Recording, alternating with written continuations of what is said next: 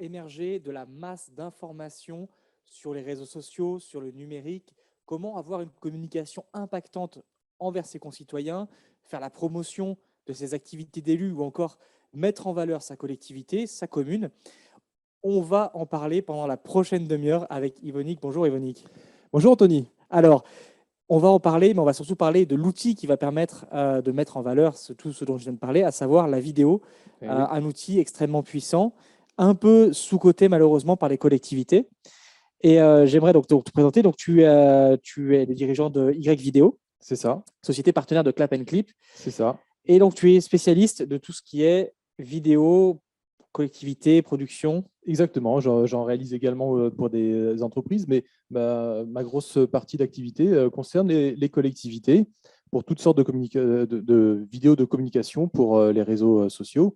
Et donc, voilà, ça fait 6-7 ans maintenant que je réalise ça en mon nom propre. Avant ça, j'étais journaliste télé. Donc, voilà, et quand journaliste télé, notamment dans des médias locaux, dans des télés locales, ce qui fait que du coup, j'ai voilà, une expérience assez, voilà, je pense, intéressante pour les collectivités, justement, sur cet œil journalistique et donc cet œil informatif, je dirais, de l'image pour la communication. Alors, on a effectivement beaucoup d'élus locaux qui nous suivent, qui nous regardent, Mmh. qu'on accompagne au quotidien. La vidéo, c'est pas que pour les grosses collectivités. Et non. Alors, évidemment, on va tout de suite briser un tabou qui est simplement enfin, tabou, c'est pas un tabou, mais je veux dire, il y a la question tarifaire. C'est vrai qu'une vidéo coûte un peu plus cher qu'une photo, ou voilà. Et donc, forcément, une commune de 3 000 à 4 000 habitants n'a pas forcément un budget communication suffisamment conséquent pour réaliser régulièrement des vidéos qui peuvent leur coûter peut-être un petit peu cher. Mais dès lors que la commune atteint 10, 12, 15 000 habitants, clairement, moi je travaille avec des communes moyennes de 15 000 habitants et qui voilà, produisent régulièrement du contenu vidéo pour faire parler de leur, voilà, de leur projet, pour communiquer. Voilà. Alors oui, alors là, c'est qu'on en a parlé rapidement en début d'après-midi. Les fêtes de fin d'année approchent, notamment les vœux du maire ou de la Oui. maire, et va y avoir besoin de vidéos. Mm. Est-ce qu'aujourd'hui, avec le Covid, c'est nécessaire de faire une vidéo ou au contraire, il faudrait plutôt se retrouver Oh bah, les deux ne sont pas incompatibles. Souvent, les maires aiment beaucoup réaliser des cérémonies de vœux en accueillant la population dans un gymnase, enfin bref, dans une salle des fêtes. Ce n'est pas incompatible avec un discours, un message délivré à ses administrés le 1er janvier sur les réseaux sociaux pour leur souhaiter à la fois la bonne année et parler simplement de faire peut-être un petit retour en arrière sur l'année écoulée et parler des grands projets qui se sont écoulés dans la commune, et puis aussi annoncer, pourquoi pas, les grandes lignes de la politique qui va marquer l'année 2022, puisqu'on y arrive là. Alors, après ces petites clarifications, Ouais. toujours nécessaires, je te propose de présenter un Oui, petit j'ai une peu petite ce que présentation. la puissance de la vidéo dans les collectivités, justement. Eh ben, oui, je te remercie, Anthony. Alors, du coup, on va passer, si vous voulez bien, voilà, sur cet outil. Donc, je passe, voilà. Alors, je vais peut-être enfoncer quelques portes ouvertes et aussi redire certaines choses qui ont été dites avant, notamment, je pense à Antonin, à Hervé, même à Valentine aussi, sur plusieurs aspects. Mais bon, la répétition permet aussi d'assimiler. Alors, voilà, tout d'abord, pourquoi utiliser la vidéo? D'après le baromètre IPCOM Harris Interactive sur la communication locale en 2020, on note que les Français sont multisupports. Alors, même si le magazine municipal est toujours très apprécié, il ne constitue plus la seule source d'information depuis longtemps, mais ça, vous l'avez remarqué depuis longtemps. Les administrés consultent de plus en plus le site web de la collectivité ainsi que ses réseaux sociaux. Et d'ailleurs, un Français sur deux consulte les pages officielles de ces collectivités sur le réseau social pour s'informer sur la vie locale. Et c'est 9 points de plus qu'en 2018. Donc voilà, le digital monte en force. Alors, les supports ne se concurrencent pas, hein, ils se complètent. Ce n'est pas parce que le digital monte en force qu'il faut forcément arrêter le magazine. Je pense que les deux sont tout à fait compatibles. Pardon de te couper, mais c'est ce que j'allais dire. C'est si moi je suis maire en collectivité, Pourquoi est-ce que j'investirais dans la vidéo alors que je peux très bien mettre une photo plus un descriptif dans mon magazine municipal? Alors oui, il y a le magazine municipal qui est toujours très, très apprécié, notamment par une population un peu plus âgée, parce qu'ils ont toujours connu ça, mais aussi par les plus jeunes. Et la population plus jeune s'informe quand même nettement plus aujourd'hui sur les réseaux sociaux et sur les pages Internet. Ils ont plus l'habitude de l'outil Internet. Donc, il ne faut surtout pas négliger cet aspect-là. On peut louper un certain nombre comment dire, de public si on n'utilise que le magazine municipal ou que des tracts écrits en tout cas. Et puis autre chose, le magazine est souvent diffusé une fois par mois, une fois tous les 2 mois, parfois plus. Donc on est moins dans l'immédiateté et il y a des sujets qui méritent voilà, qu'on en parle assez vite parce qu'il y a ce temps du news, hein, quelque part, qui est important. Aujourd'hui, les chaînes d'infos sont là pour comment dire, je ne trouve pas mon mot, mais sont là pour le préciser. Autre chiffre voilà, éloquent, toujours en 2020, la vidéo a généré 82% du trafic Internet, d'où l'importance quand même de cette fameuse vidéo. Alors, la vidéo est un média à la fois ludique et instructif. Pourquoi est-ce que 80% des internautes préfèrent regarder une vidéo plutôt que de lire un texte? Parce que notre cerveau assimile bien plus d'informations en regardant une image ou un film qu'en lisant un texte. Par ailleurs, le son permet lui aussi à notre cerveau de s'immerger davantage dans le contenu et facilite l'accès à l'information pour notre cerveau, d'où l'importance de ne pas négliger le son. Je crois que c'est Antonin ou Hervé qui en parlait tout à l'heure dans les vidéos, mais voilà, j'y souscris complètement. On y reviendra aussi tout à l'heure. Enfin, dernier attrait de la vidéo, elle fait appel à nos émotions. Et cela est absolument essentiel lorsqu'on veut faire passer un message. Alors maintenant, si on veut rentrer dans le détail des vidéos pour une collectivité, quel type de vidéos sont pertinentes pour les collectivités?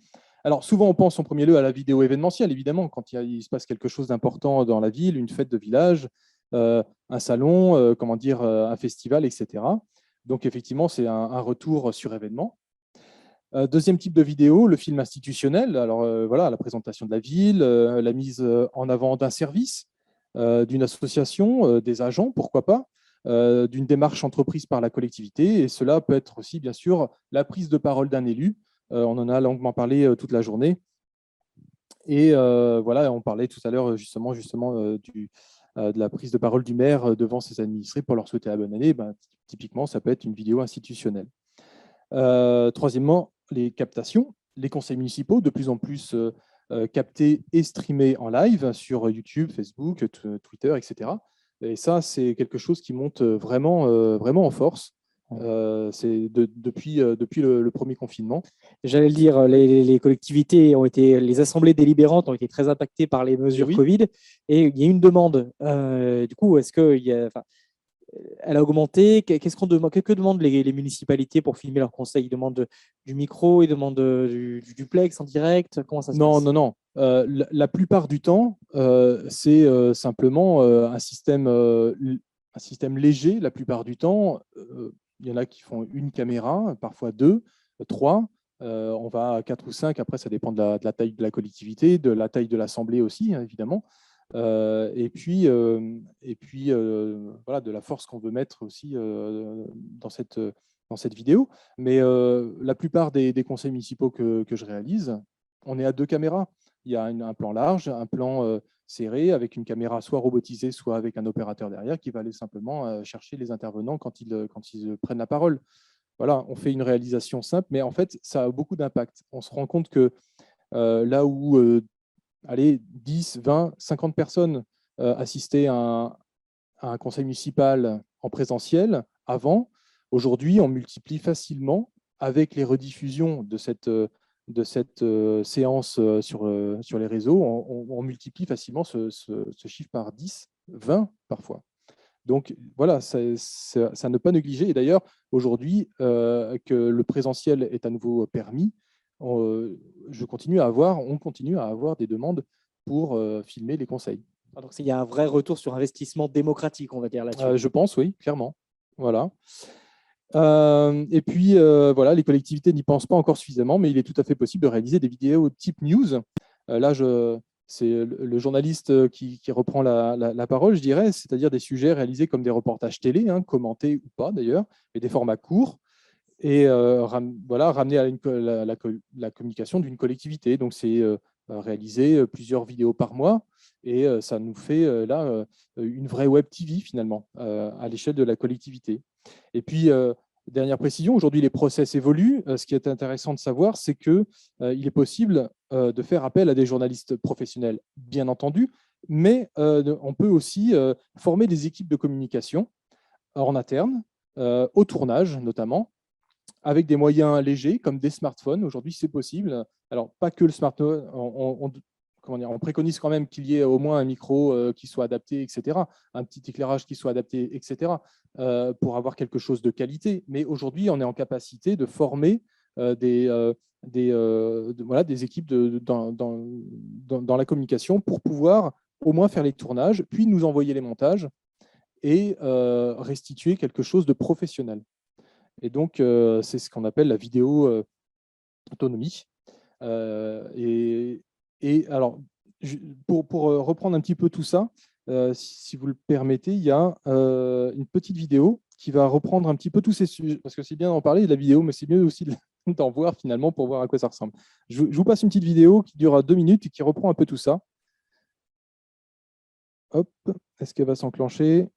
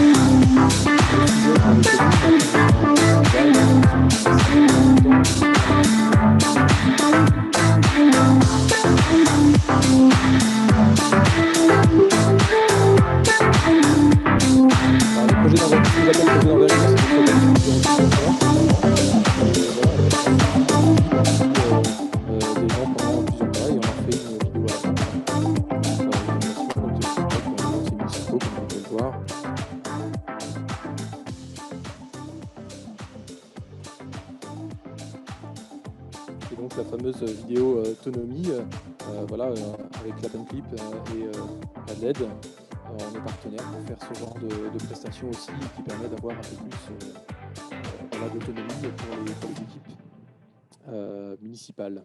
Alors, pour les élus qui sont clients chez Lidon, vous avez sans doute reçu notre carte de vœux l'année dernière qui était réalisée avec une vidéo en autonomie de chez Clap&Clip sur notre carte de vœux en réalité augmentée.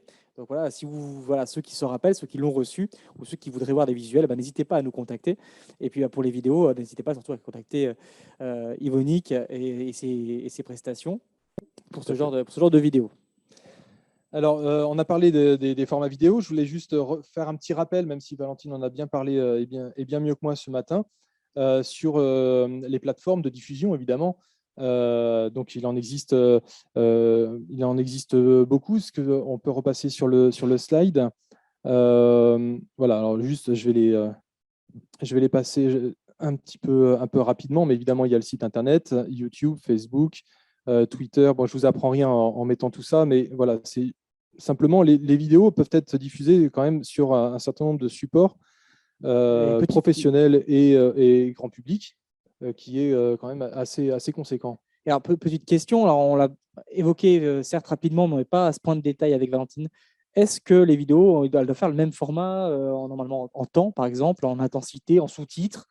On n'a pas eu le temps d'évoquer les sous-titres ce matin sur les réseaux sociaux. Comment est-ce que les gens consomment ces vidéos sur YouTube, Facebook? Est-ce qu'ils mettent les sous-titres, ils mettent le son? Alors, Est-ce qu'il Anthony, faut une minute? tu devances un petit peu Pardon. la suite.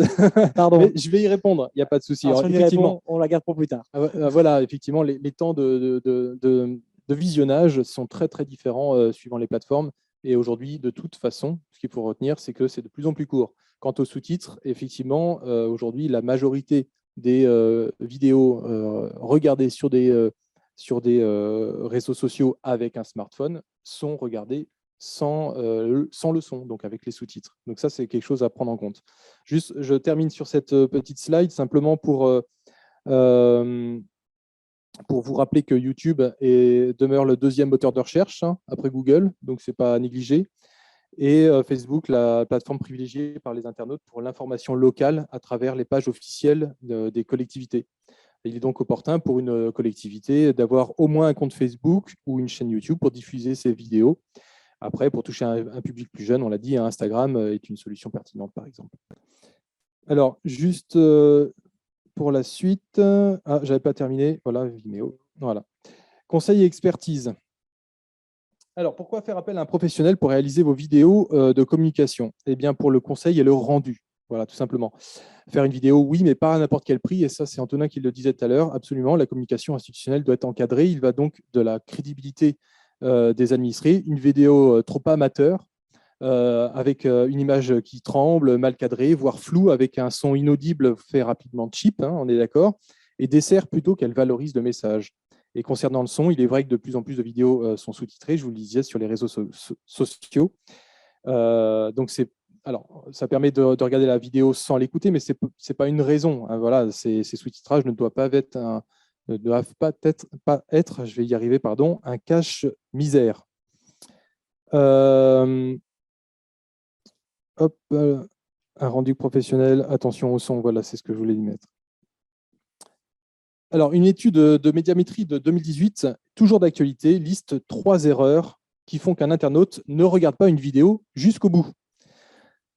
D'abord, un contenu non conforme. Il faut donc bien cibler le message. Un chargement trop long. Il faut donc adapter les formats. Et puis, une mauvaise qualité d'image ou de son, d'où la nécessité de faire appel à un professionnel. Je rajouterai une donnée essentielle aujourd'hui, surtout pas de format trop long, on en parlait justement tout de suite. Au bout d'une minute, vous êtes sûr que la moitié des internautes zappent la vidéo et passent à autre chose. Lorsque vous analysez les statistiques de visionnage sur des vidéos sur les réseaux sociaux, c'est très frappant. Sur Facebook, c'est 1 minute max. Sur Instagram, 30 secondes. TikTok, n'en parlons pas, ça doit être 15 secondes max. Donc voilà, il vaut mieux diffuser plusieurs vidéos d'1 minute plutôt qu'une seule de 5 minutes. Et se rappeler que voilà, une vidéo égale un message. Grosso modo, c'est un peu ce conseil-là que je pourrais vous donner. Hop, diffusion. Ah voilà, dernier conseil pour vos vidéos et reportages sur l'événementiel. Diffusez-les le plus rapidement possible après le tournage ou l'événement. Vous obtiendrez ainsi un maximum de vues. Si c'est diffusé 3 semaines ou un mois après, cela fait réchauffer. C'est comme le news en télévision. Les gens sont passés à autre chose et s'y intéressent moins. Donc forcément, voilà, l'immédiateté est importante aussi. Donc, par exemple, là, je reprends un exemple. Je reprends mon costume d'élu local fictif. Ouais. J'ai une foire dans ma commune, une foire annuelle. Ouais. Je vous contacte pour faire une captation événementielle de cet événement. Il faut le diffuser très tôt, c'est-à-dire que la production est rapide également. Il faut être effectivement là-dessus assez efficace. Il faut être réactif, mais c'est le cas de nos équipes. Donc voilà, c'est vraiment important. Si vous diffusez voilà, la vidéo d'une foire qui s'est passée le 20 avril, si vous le diffusez le 30 avril, c'est vraiment déjà trop tard, quoi. Si c'est après, ça dépend ce que vous voulez en faire, mais si c'est juste un petit retour sur événement sur un sujet d'actualité de la commune, essayez de le diffuser entre 24 et 72 heures après. Voilà. Et au niveau du direct? Ah bah, le direct, c'est le direct. C'est le direct. Le direct, c'est le direct. Il n'y a pas de problème. J'avais juste une petite conclusion à formuler. Voilà, en diffusant régulièrement du contenu vidéo sur les réseaux, sur les plateformes, vous créez un lien émotionnel fort avec l'internaute. La vidéo permet d'en mettre plein la vue, hein, si j'ose dire. C'est le contenu qui génère le plus d'engagement sur Internet, qui fait le plus réagir sur les réseaux sociaux. J'aime, je commente, je partage. Alors, l'engagement pour les élus qui nous regardent et qui ne savent pas encore trop définir l'engagement numérique, on entend, parce que quand on dit engagement à un élu, il va entendre engagement politique. Engagement numérique, engagement, qu'est-ce que vous entendez par là? L'engagement dont je parle, c'est l'engagement de l'internaute. C'est-à-dire le fait qu'il réagisse comment dire, à une vidéo, qu'il mette un pouce j'aime, un pouce j'aime pas, peu importe, mais au moins il a réagi, ça l'intéresse. Enfin, il y a tout plein d'émoticônes, vous le savez bien. Et puis, c'est le contenu qui génère le plus de commentaires et de partages. Donc, d'où l'intérêt de ces vidéos. Et donc, de mettre en place une stratégie vidéo sur le long terme voilà, c'est un moyen efficace de fidéliser, d'impliquer et de convaincre. Très bien, merci pour toutes ces informations qui vont, j'en suis certain, très utiles aux élus à l'approche des fêtes, qui seront aussi utiles à beaucoup d'autres personnes à l'approche d'échéances électorales notamment. Oui, mais pas que, c'est Voilà. tout au long de la mandature. Hein. Alors, quand on parle de régularité, c'est tous les combien? Alors, je suppose que ce n'est pas pareil pour toutes les communes, mais pour des communes moyennement, on va dire entre 3 et 5 000 habitants, 3 et 8 000 habitants, enfin, je sais pas. Écoutez, là-dessus, il n'y a pas de règle absolue. Moi, ce que je constate, c'est avec les communes avec lesquelles je travaille qui font à partir de 12-15 000 habitants, on arrive à mettre en place une vraie web TV qui diffuse 2, 3, 4 reportages par mois. Ça fait une vidéo par semaine sur l'actualité de la commune. Bah, ça fait vivre la commune, ça fait vivre la communication de la commune, ça met en avant une association, ça met en avant bien sûr, je ne sais pas moi, l'inauguration d'un complexe.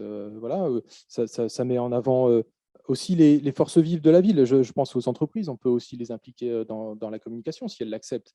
Mais voilà, c'est mettre en avant, en tout cas, alors ce qui marche le plus, je vais vous dire, c'est de mettre en avant les associations parce qu'elles sont source de relais sur les pour l'effet réseaux. miroir, voilà.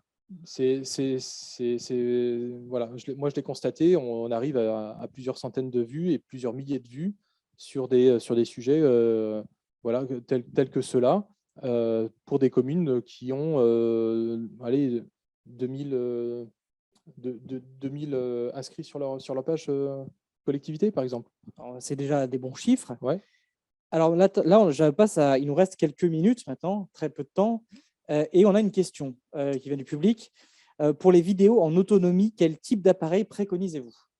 Alors là-dessus, pour la vidéo autonomie, pour que ça soit plus facile, on préconise le smartphone. Un smartphone plutôt de dernière génération, en tout cas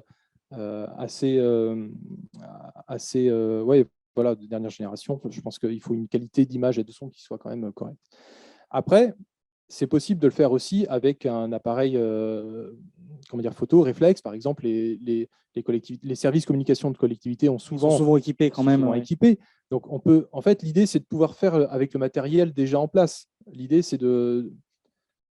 d'être autonome, mais aussi, vous l'aurez compris, évidemment, si on fait moins déplacer les équipes. C'est de ne pas avoir à investir dans le matériel, c'est ce qu'on économise sur l'équipe. Ben voilà, donc l'idée, c'est de pouvoir avoir des outils simples aussi et intuitifs, parce que évidemment, une grosse caméra, ça demande un peu de formation, alors qu'un smartphone, souvent, les réglages automatiques, ou en tout cas, on peut essayer de former, en tout cas facilement, les personnels à des réglages automatisés.